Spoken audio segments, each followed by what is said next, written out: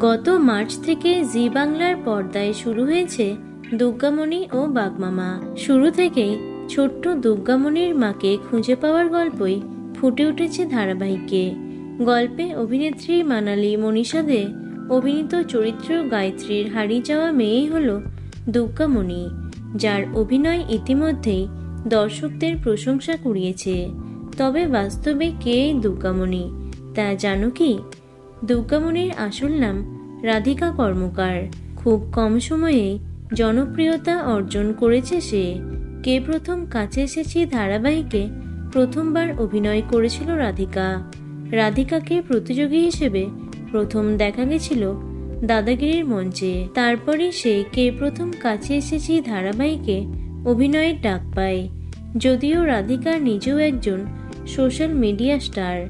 বর্তমানে রাধিকার বয়স মাত্র 4.5 বছর। রাধিকার মা হলেন সুস্মিতা কর্মকার এবং বাবা হলেন সানে কর্মকার। রাধিকার বাবা একজন মিউজিক ডিরেক্টর এবং গিটারিস্ট। স্ক্রিনে দেখতে পাচ্ছ তাদের ছবি। শিশু শিল্পী রাধিকা দুর্গাপুরের বাসিন্দা হলেও বর্তমানে শুটিংয়ের জন্য কলকাতাতেই থাকে। এখানে রাধিকার বাবার দাদুর বাড়ি। এখানেই CRPF মন্টেসরি স্কুলে পড়াশোনা করছে রাধিকা।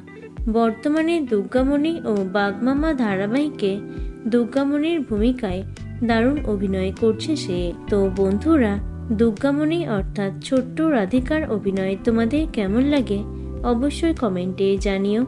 ভিডিওটি লাইক এবং শেয়ার করো। এছাড়াও টলি দুনিয়ার অন্যান্য খবর পেতে চ্যানেলটি অবশ্যই সাবস্ক্রাইব করে রেখো।